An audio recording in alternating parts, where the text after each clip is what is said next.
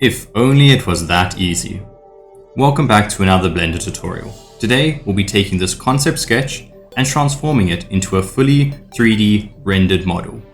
But before we start, I want to clarify what this video is.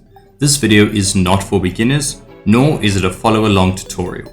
This video is aimed towards people who are familiar with Blender or other 3D softwares and want to create concept weapons for movies or games. I will be sharing my workflow and briefly talking about design and good modeling practices. I will try to explain any challenging parts, but if there's anything I leave out, please drop a comment down below and I'll do my best to help. I hate to be a broken record, but if you are new to Blender, I highly recommend a few intro tutorials before attempting any big projects.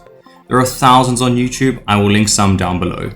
Attempting projects outside of your skill range will be frustrating and difficult, leaving you feeling overwhelmed and burnt out.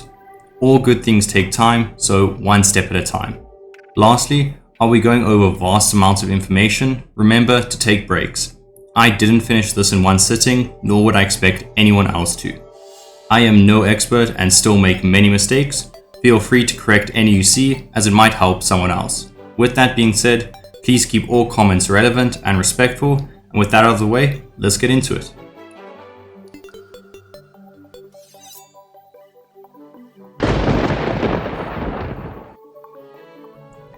Okay, so first and foremost, let's start with our reference. Here's a quick concept sketch I drew. It's pretty detailed, but it only has the one side view. The more views you get, the better, but those are sometimes quite hard to find. I will be recording this live, so forgive me if I make any mistakes or stutter a bit. So for this first part, we want to focus on the big shapes and strictly sticking to the sketch or the concept work.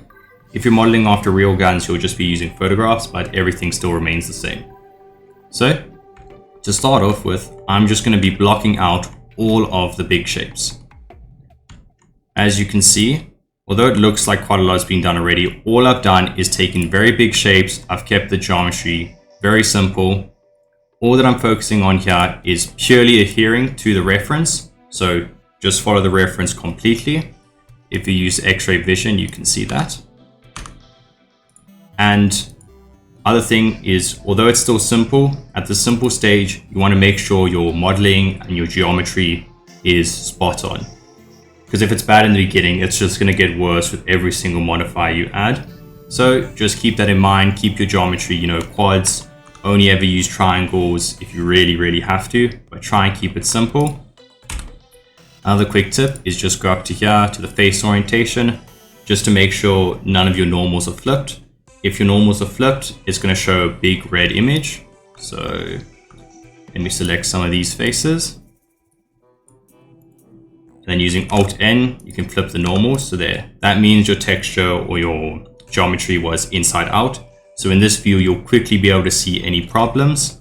So you can just hit Alt-N on the faces and then hit, Alt-N, flip normals. So the key points for the blocking out stage are just stick to the concept sketch. You want to make sure you follow that sketch. The other thing is focus only on the big shapes. You don't want to focus on, nuts and bolts, little rivers and stuff. Just get all the big shapes done. Next bit is grouping and naming. So segment it. I've listed this one into 3 parts or maybe 4 parts. I've got the barrel at the front. Then over here on the right, you can see I've named everything barrel joiner, barrel long, barrel muzzle flash, barrel short.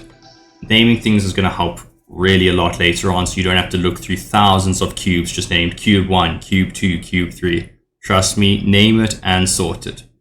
Then I've got the main body, I've got the stock, and then I've got another folder which is just for all my cutters, so all my booleans and stuff.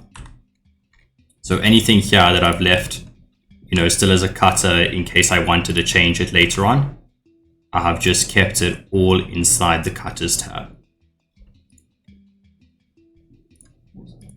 I think to better show this, I'll quickly do a little example. So I'll quickly turn on my references again. And this is kind of just how I approach this beginning phase. I'll pick a big part. So let's say the magazine. I'll add a cube. I'm gonna have to scale it down to 4 centimeters or so. And let's just move it to the new reference image. Then I'll use the X-ray mode. And then in the editor tab, I'm just going to take it.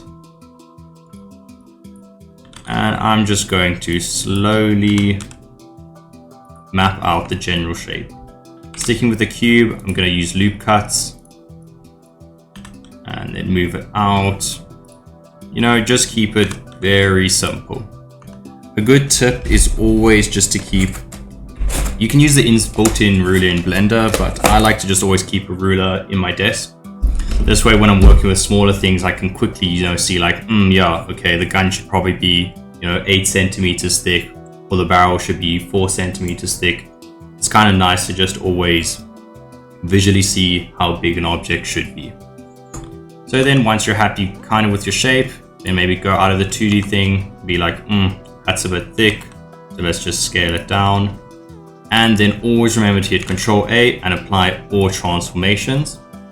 And then also right click and set origin to geometry. That way, if you applied that and set the origin to the geometry, whenever you bevel things, it's always going to bevel perfectly instead of doing those weird beveling glitches. And that, I think, kind of covers it for this beginning bit. It's simple, but it does take quite a bit because, as you can see, even for these big shapes, I probably laid out 15 big shapes. So it does take a fair amount of time. For those of you who want to know how to use concept art or the actual design approach, which I highly recommend, you know, 3D modeling is kind of like maths. You just get better at it. But where a lot of like the skill and stuff takes is the design time. It takes a lot of things, I guess, skills and stuff just to work out which colors go with which, how you should make the gun, make it practical, what kind of world does this gun fit in. So I did make a tutorial for that and I'll link it down below. But yeah, for this first part, just focus on the main shapes, keeping your geometry nicely, clean, label everything. You want a good foundation because from here on out, it just gets a little bit more harder, a little bit more technical difficulties. And you know, if you've got that bad foundation, it's just gonna go terrible from here. Okay, on to the next stage. And I know a lot of you are thinking, whoa, this is quite a big jump from just the blockout stage. And yes, it is quite a big jump, but it's more a lot of time and just repetitive nature. So for this stage, I'm focusing on the main details.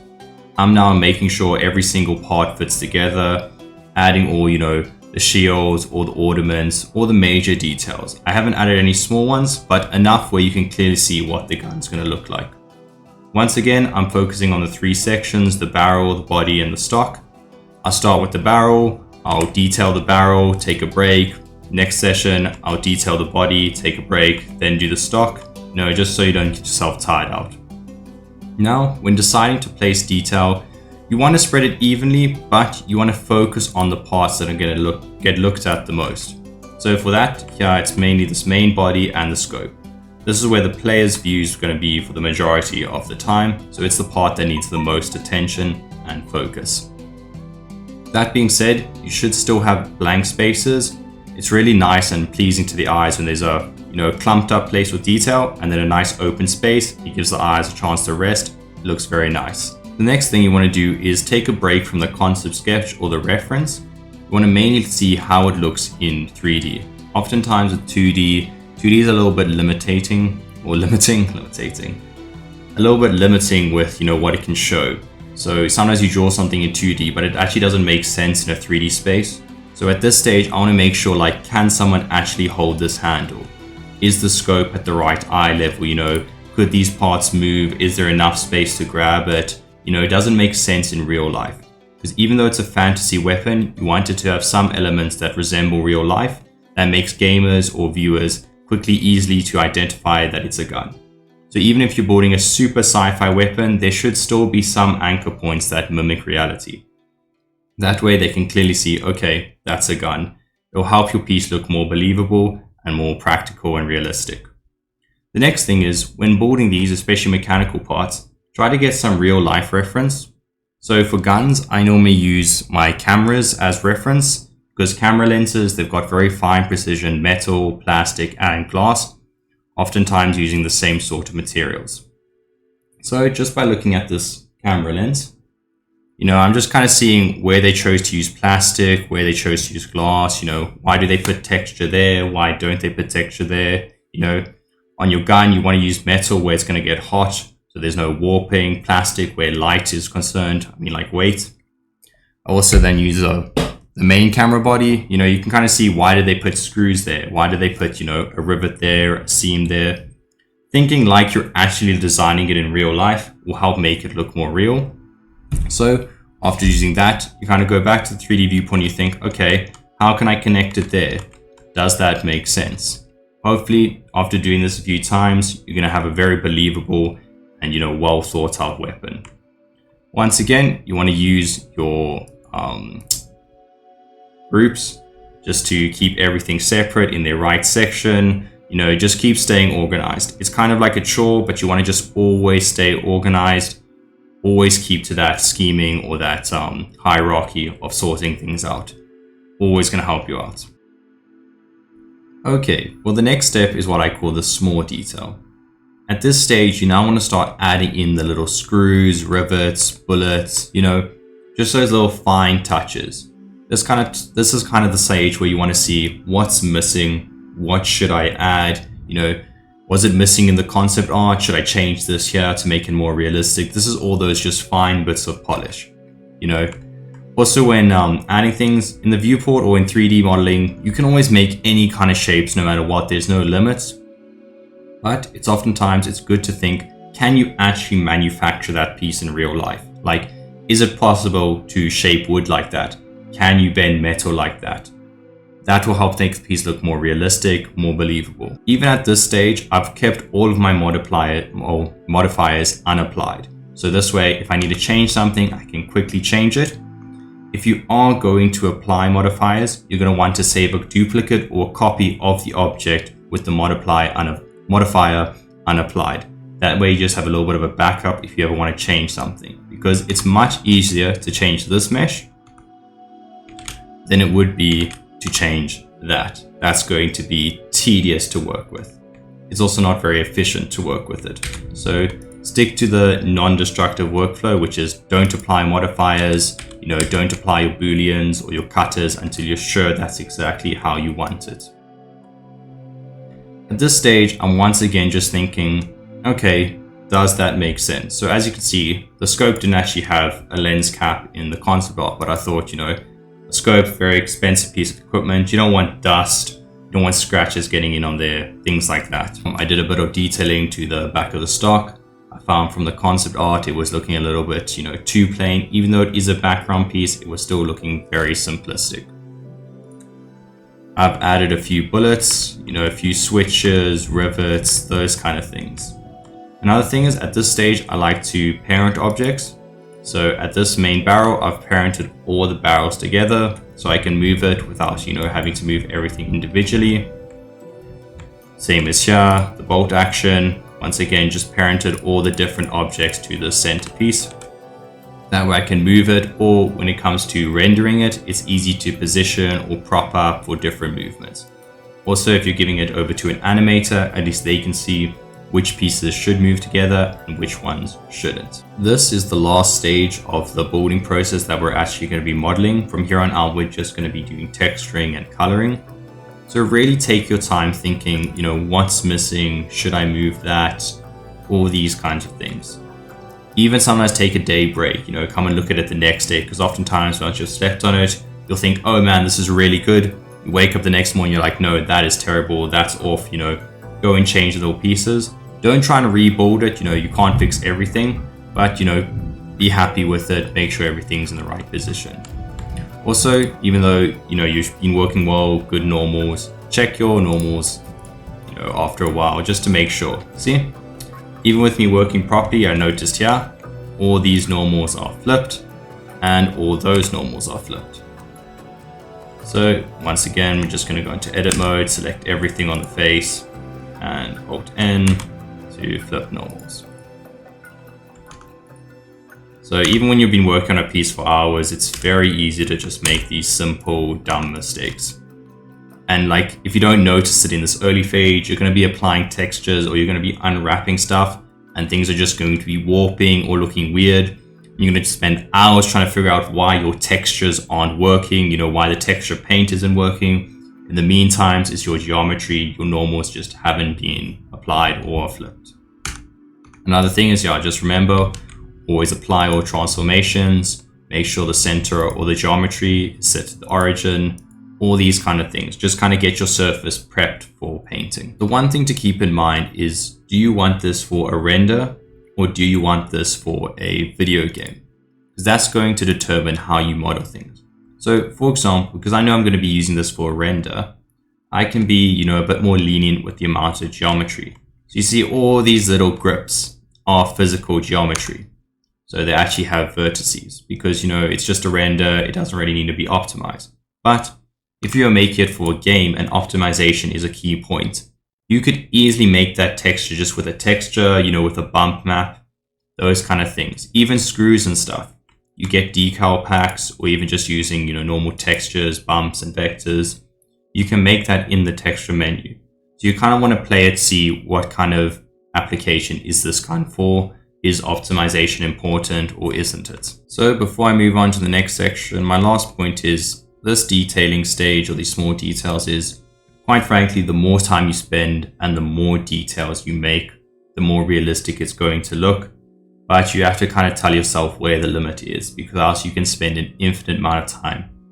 You can always add more screws, more rivets, more seams, more edges, things like that.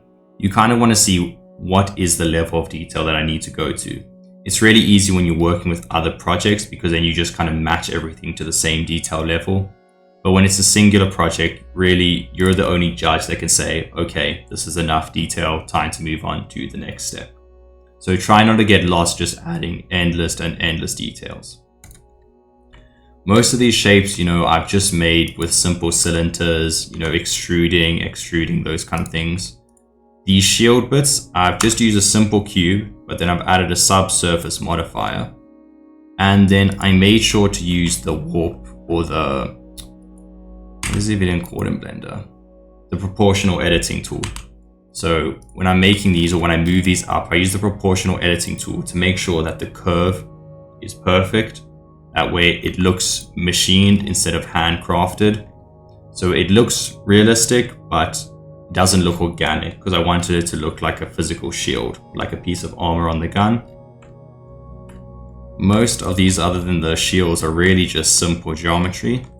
The handle, also once again, I like to start off with a cube. So let me quickly demonstrate that. I'll add a cube. Let's make it 4 centimeters. And move it to the side.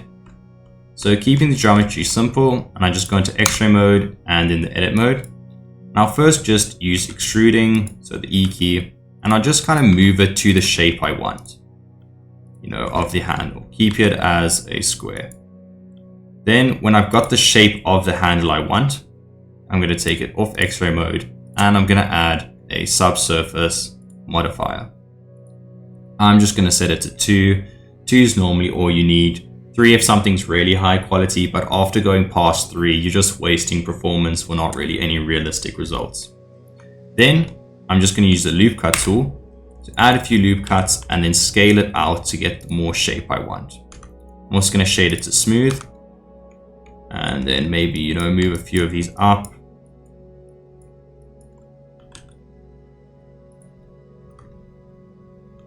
Add one in the center to give it a bit of fatness. Let's just scale it. And just using that tool, you see I've used very little geometry, but you have quite a believable and organic shape. And because you use little geometry, it's very easy to manipulate and change down the line. Pretty simple, and you don't have to worry about, messy geometry or triangles. I find this the best or the most effective method for creating organic shapes, wood, bone, all those kind of things. Even textures like leather and stuff, it works very well. And for the small detail, I think that about covers it. Just focus on practicality. Can it work in real life? Does that make sense? Okay, now all that's left is to start the texturing process. Personally, I hate texturing. I think it's the worst part about Blender. Oftentimes it can get very complicated, quite messy. The texture menus can be confusing. Unwrapping is a bit of, a bore. But I found the best way is just to make it as simple as possible. So with that in mind, I've got it on 2 monitors, so let me just move my second screen so you can see it. So for most of these textures, I actually keep the textures incredibly simple. So for this gray texture, I've just started with just the normal principal BSDF, and that is it. So the way I start with textures is, let me actually just move these both onto one screen. That will make it a lot easier to see now. So for texturing, my approach is just simple, simple the better. And the way I start by doing that is first by selecting the color everything needs to be. For the most part, I'm following the reference, but sometimes yellow in the picture looks good, but doesn't look good in the viewport. So you change it up a bit. You're trying to stick to the concept art, but feel free to change something if it doesn't look good in the 3D viewport. Next is, normally it falls under 3 things. Is it wood? Is it metal? Or let's say 4, wood, metal, glass, or plastic. And for those, I just slide it as if it's metallic, obviously metallic. Just an FYI with metallic is don't ever slide it between functions. Something is either not metallic, so 0, or it is metallic, 1. You don't really get like, is this plastic 0.3% metallic? No, just slide it all the way or all the way off. Then after choosing between those 4 materials and just basically coloring every single thing. So once again, let's get this one, which is the wood one. You see, simple principal BSDF, and then I've just added a wooden picture.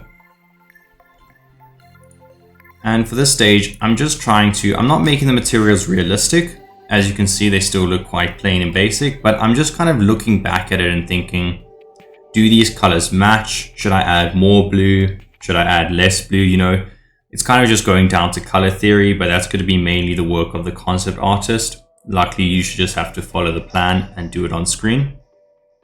And I'm liking it so far, so I'll keep everything like that. For the most part, when you're using a basic color like this, you don't actually even need to unwrap something. You can just go into the UV editing tab, and you can just use the Smart Unwrap, which is when you just select everything, you hit UV and you just click Smart Unwrap, and it will do that. But when you're using image textures, so for the handle, you have to be a bit more careful with your UV unwrapping. So if I go into the edit mode here, you see I've unwrapped it, but I've joined it together. So if you use the automatic Smart Unwrap, it does a bit of a mess. So for this one, I've selected a seam, which is this middle bit. And then I've hit U and I've marked as seam, and then I just hit unwrap. This way, Blender will know where you want the object to be cut. And you can't always hide a seam, so there's always going to be a place where the texture looks a little bit funny. But the best way to do that is just by moving the texture around. I've just got the magnet mode on. Is just by moving the texture around until it's in the right place. So although you can't see a seam here, because I made it, I know where the seam is. So you see on this inner side, you see how the texture just starts from the end, it starts from the other side. And you can actually, you'll be able to see this in a lot of games. A lot of AAA titles, they even show the seams. But the best thing is, don't try and get rid of all seams, just try and hide them best to your ability. Hide it behind, where it joins, hide it where you won't see it, and kind of just do your best. When it comes to texture editing, we're not looking for perfection, we're looking for good enough. I normally only ever change the metallic and the roughness. If something's glass, I'll change the transmission. And sometimes I might add a clear coat. But other than those 3 things, I don't really touch anything else. I often find that there's just a lot of stuff in the texture manuals for like very high-end professionals. But for your average user, you can get lost and it can get very confusing. So whenever you're feeling lost or confused, just make it simple again. Remember, if you're trying to bring out tons of detail with your texturing, it normally means your model isn't quite good. You want to get, the texturing is just highlighting the model. It's not supposed to do all the work. So if you're always wanting a texture with more detail, more that, it normally means you should rather model or change your design before actually changing the texture. I think I have some glass things here. There we go. Yeah, so with the glass one, I just used the glass BSDF. You can also still use the principal if you prefer that. You just use a principal, you leave it as is, you just crank down the roughness, and then by the transmission, you just make that 100%. That'll give you glass, but luckily with Blender, you can now just search glass, and it'll just give you the default glass with everything you need. So that's a pretty nice add-on. It's quite a simple thing, you know, when you have a picture, you're literally just kind of just like paint bucket, you know, you're just popping on colors where you want, just doing the base. Now we're going to start to add a little bit of more detail to our texturing. The main way I like to use this is just with the texture paint mode.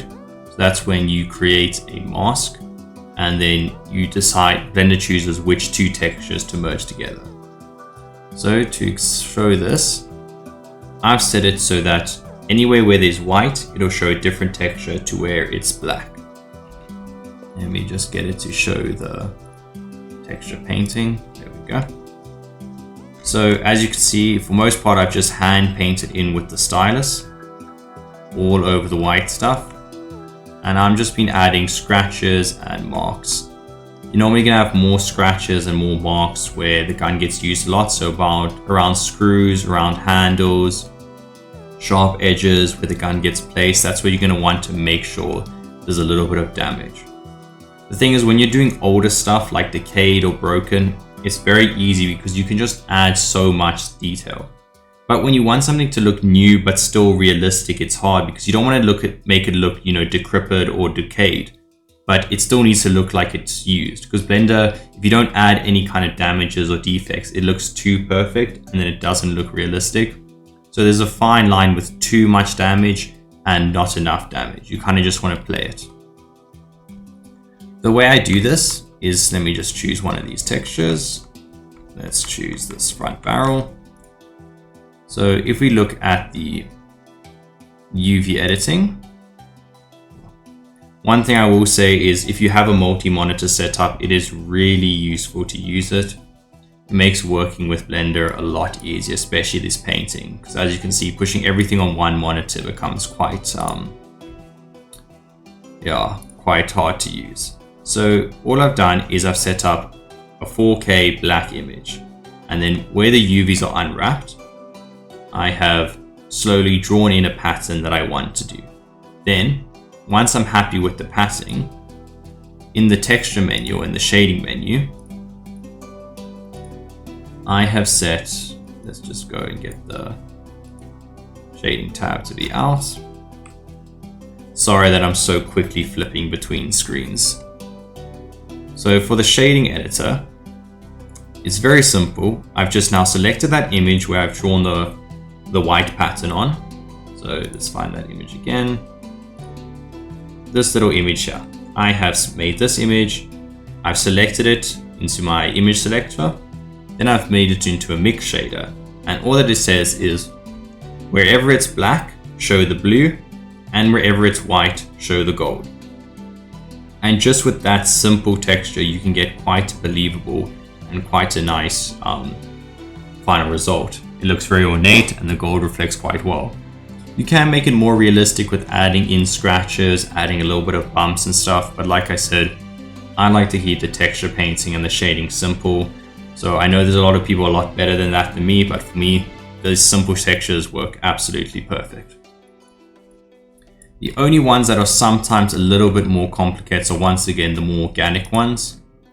So this wood, I have added quite a bit of it. I've added like a normal map, bump map, just a few things to make it bumpy where it should be. I've also added a clear coat, so it's quite glossy. But yeah, other than the wood, I've kept everything else rather simple. This isn't going to be a shading or texturing tutorial. There's tons of better videos out there. I just want to show you which methods I use for what parts, but oftentimes I just try to keep it simple. The one downside with this texture painting everything by hand is you need quite a lot of images because each different object needs its own image. They can't really share images. So as you see, I've got quite a few, ignoring the autosave files, 3, by 8, so 24. So 24 images, you know, it's not too bad. It is a bit much, but you know, it definitely could have been worse. I like this method just because it's quite slow and steady, just hand painting detail. It's slow and steady, but it works. You know, there's no glitches. You don't have to worry about textures that you downloaded or warping. I always find when you're working with a small project or a very detailed project, it's sometimes better to make your own textures than it is to download. Yes, when you're working on big projects like you're interiring a house, just download as many textures as you can and it'll make the process quicker. But when you're doing a small scale thing like this, I think it's better to hand paint a lot of the detail. Focus your time painting where the person is actually going to be. So as you can see here, I've added quite a lot of marks, you know, some scratches on the gold, you know, a little bit of tallies, some writing on the mag, all that kind of stuff. But then, you know, if you go back here, like, it's plain. There's not really anything, even on this bottom handle, nothing. You know, same with the front of the barrel. I've barely done anything because no one's going to be looking at the gun like this. You know, you might find those few enthusiasts that are micro-analyzing your images, but you know, for the majority, you know, people look at the thing for a couple seconds. So you want most of your time to be spent at the focal point. With the texture painting, you just have to unwrap. If you don't like painting in Blender, which it can be a little bit of a problem, what you can do is you can UV unwrap your object. So let's go to the front of this barrel.